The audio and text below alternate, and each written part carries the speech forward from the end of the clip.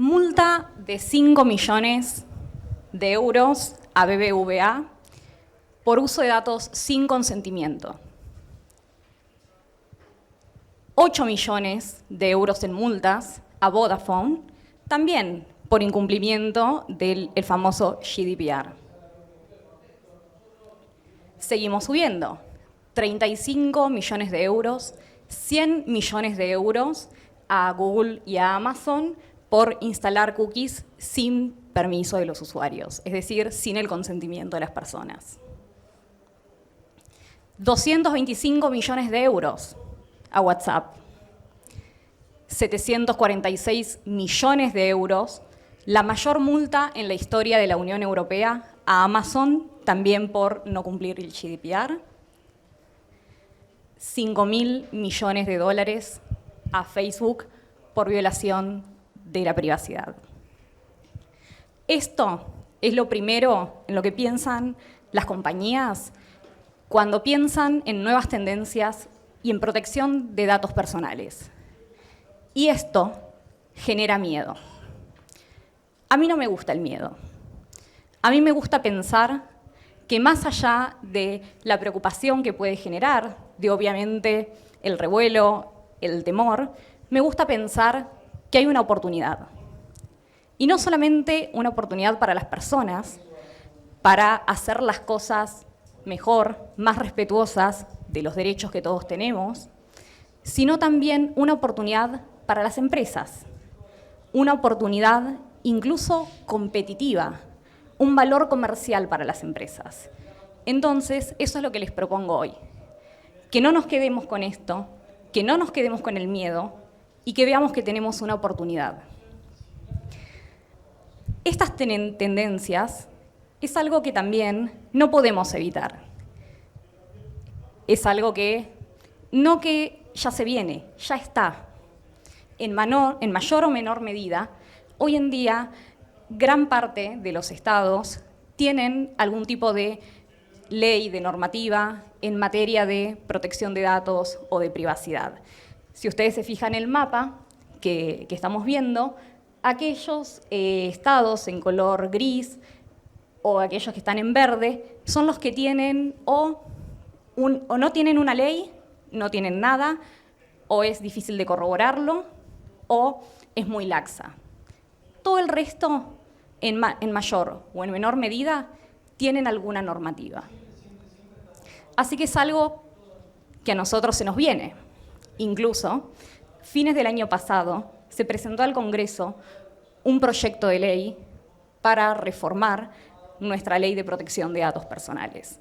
Así que es algo que en el corto, en el mediano plazo, ya se nos va a venir. Y entonces, ¿cómo andamos por casa?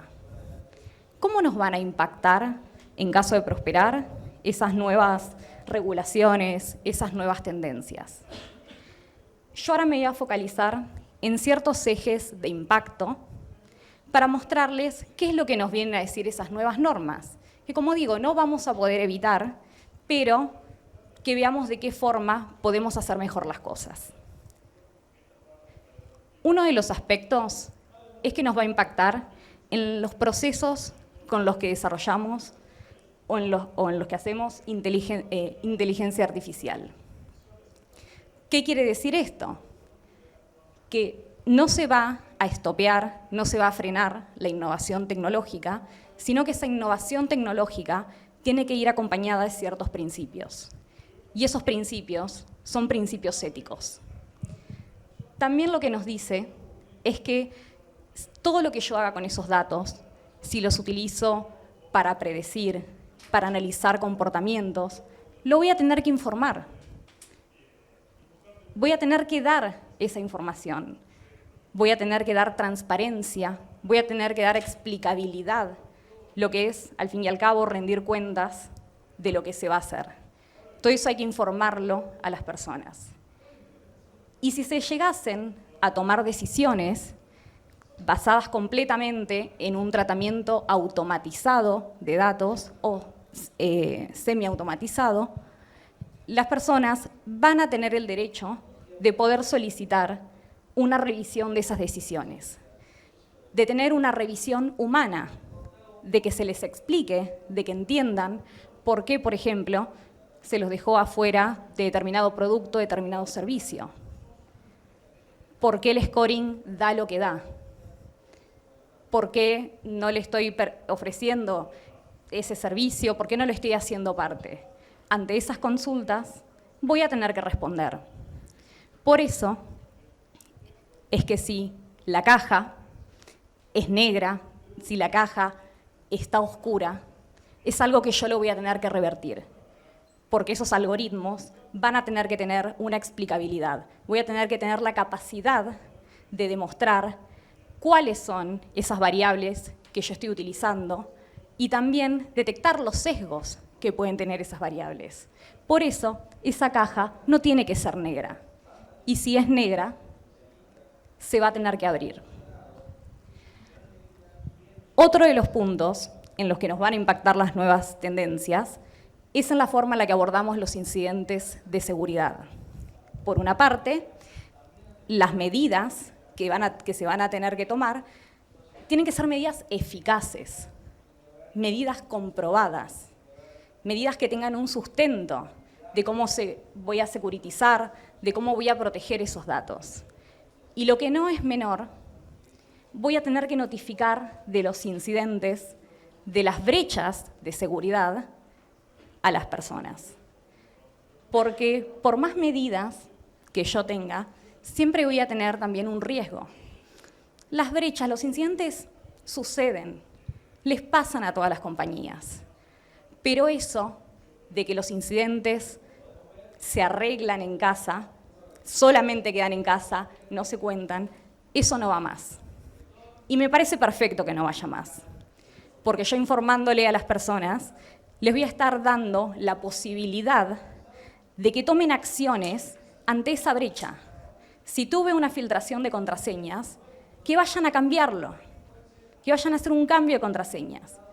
Si se filtraron los números de trámites de DNI, que vayan a sacar turno para renovarlo cuanto antes, para no desayunarse después con un préstamo, con productos, con servicios que no solicitaron, con fraudes. Para eso es que lo voy a tener que notificar. Otro de los puntos sobre los que también les vengo a hablar es la famosa responsabilidad proactiva. Ya la palabra lo dice, un poco nos permite inferir de qué se trata. Esto se refiere a cambiar la relación con la norma. Es lo contrario a ser reactivo, a actuar una vez que ya sucedieron las cosas, que ya pasaron los errores. La responsabilidad proactiva me implica ir un paso antes, me implica anticiparme, me implica prever esos riesgos y tomar medidas para minimizarlos. Y para eso voy a estar tomando determinadas acciones que las puede ver ahí. No voy a profundizar en cada una de estas acciones, sino que me interesa más que entiendan qué significa esto de prever riesgos. Implica de que los riesgos van a existir, los tengo que minimizar. Es tomar medidas, es evitar que el error, que el incidente suceda. ¿Por qué? Porque la particularidad que tienen los datos personales, y esto es algo que muchas veces en el día a día lo olvidamos, es que pueden llegar a tener consecuencias irreversibles. Pueden llegar a tener consecuencias que no solamente afecten el ámbito de la protección de los datos personales, sino que también afecten incluso otros derechos. El derecho a la salud, el derecho a la intimidad, el derecho a la libertad. Estamos hablando de ese tipo de afectaciones. Imagínense la filtración por no estar cuidados de datos de historia clínica. Imagínense que ustedes tienen por ahí una patología, alguna condición, que prefieren resguardarla en su entorno íntimo, y eso se filtra. Yo no puedo volver al estado anterior de las cosas. Algo que se filtró, que ya se conoció, yo no puedo volver a la situación antes. Y para esa persona es una gran afectación a su intimidad, algo que solamente debería quedar en la privacidad. Y pensemos también en otros riesgos, en fraudes, en que los datos sean utilizados para fines ilícitos, en que alguien vaya a sacar un préstamo y se encuentre con una situación 4 en el sistema de deudores del BCRA. Estamos hablando de esos riesgos que terminan afectando la vida de las personas. Por eso, el anticiparnos se trata de preverlos, de hacer las cosas para que efectivamente no sucedan o que sucedan lo menos posible. Por eso, de esto se trata la responsabilidad proactiva. Ya no nos va a bastar con cumplir a rajatabla o cumplir con el mínimo que me establece la ley. Voy a tener que ir un paso más, que es anticiparme, que es prever.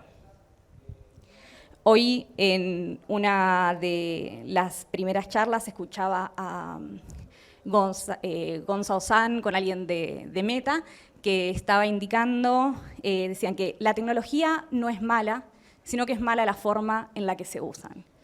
Yo a eso le agregaría la forma en la que también es diseñada, porque esto implica que también evitemos que salgan productos y servicios con sesgos que puedan excluir a alguien, con sesgos que puedan afectar de alguna forma algún derecho de las personas. Y otro de los aspectos que también traen estas nuevas tendencias es que voy a tener que gestionar, voy a tener que administrar toda esa protección de los datos en todo el ciclo de vida. Desde el momento que se produce, que lo recolecto, hasta cuando lo almaceno, lo transformo, lo analizo, lo cruzo con otros datos. Y hasta incluso en el momento en el que ya es obsoleto y lo destruyo o lo anonimizo. En todo momento lo voy a tener que proteger. Y cada una de estas etapas, el famoso ciclo de vida del dato, va a tener que tener sus correspondientes medidas. El gobierno, la protección de los datos, no es una foto, es una película. Me gusta verlo de esa manera. Y cada una de las escenas tiene que tener la respectiva regulación. Y volviendo al principio de mi charla, yo les había comentado que estas nuevas regulaciones efectivamente traían miedo y que mi objetivo era que veamos que no se trata de tener miedo, se trata de hacer mejor las cosas. Utilicemos ese tiempo para algo que ya no podemos evitar, ya es tendencia, está sucediendo en todos los países del mundo. Nos va a llegar. Veamos cómo podemos obtener una oportunidad, cómo podemos obtener esa ventaja. Y de eso es lo que les quiero hablar ahora. El miedo, como les dije, para mí no funciona. El punto central de la oportunidad está en la confianza. ¿Por qué? Porque hoy ya comenzamos a ver incluso en el mundo compañías que se distinguen, que ven en la privacidad y en la seguridad de los datos una ventaja competitiva, porque son las compañías que eligen los clientes, porque son las compañías que ponen al cliente en el centro, que son transparentes, que les pueden garantizar que van a hacer lo posible, que van a prever aquellos riesgos que puedan suceder con sus datos. Y son las compañías en las que hay que confiar. ¿Hay algo acaso más lindo que ser confiable? No sé, les pregunto. Para mí ser confiable es hermoso. Por eso, si nuestra misión es la inclusión y la educación financiera, considero que este es el camino. Muchas gracias.